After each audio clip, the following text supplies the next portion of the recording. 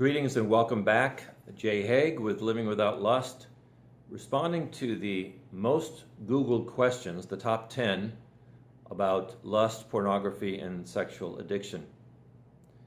Today's is question number 8, and that is, how do I respond to lustful thoughts?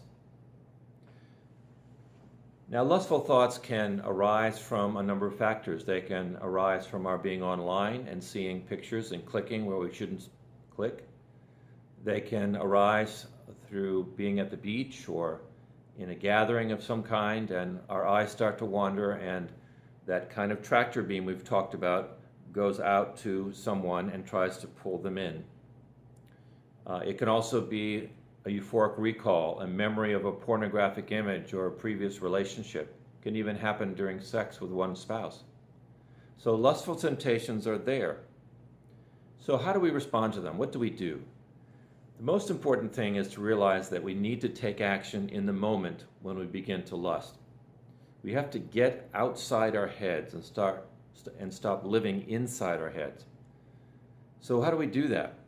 Well, first of all, we can reach out to God in the moment. We can ask Jesus to come in.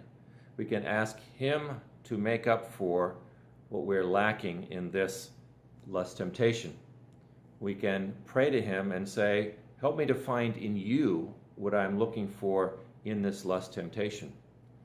Because usually in lust temptations, we're looking for some kind of connection, some way to overcome loneliness, some way to medicate pain, whether it be fear or anger or resentment. It's part of the pattern. So we have to break the spell by immediately connecting with God.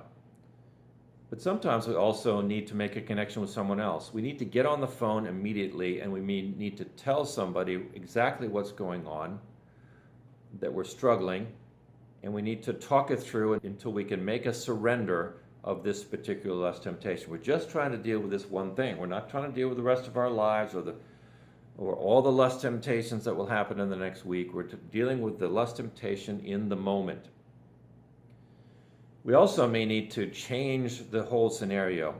If we're in our house, we get up, we walk outside, we start doing another activity, we read a book, we start doing something else to break the spell. In a deeper sense, though, we need to perhaps work some steps. In other words, we need to find out what are the patterns here. Do I tend to get into lust when I'm unaccountable? Do I tend to get into lust when I feel entitled, when I've had a great victory or a terrible defeat, going through a tough day? Do I medicate with it? Begin to understand what some of these issues are in my life, to journal about those, to find better ways to cope with it, to work steps. If we're in a 12-step group, we need to work our steps, work steps 6 and 7, particularly about character defects. So all of these are techniques to cope with lust in both the immediate, short term, and in the longer term. And we need to do both in order to come to terms with lust in our lives. Lust is always going to be there as a temptation. It says in the scriptures that Jesus was tempted in every way as we are, so He was tempted with lust. The key is what we do with the lust temptation. Do we simply indulge it or engage with it? Or do we take action? If we're willing to take action, the lust temptation will go. That's the promise in 1 Corinthians 10:13, which says that no temptation has overtaken you, which is not common to man, but in the temptation there will be a way of escape. And so we need to find it by taking action.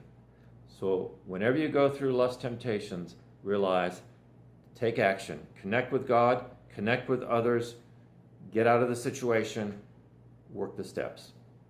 Hope this has been helpful.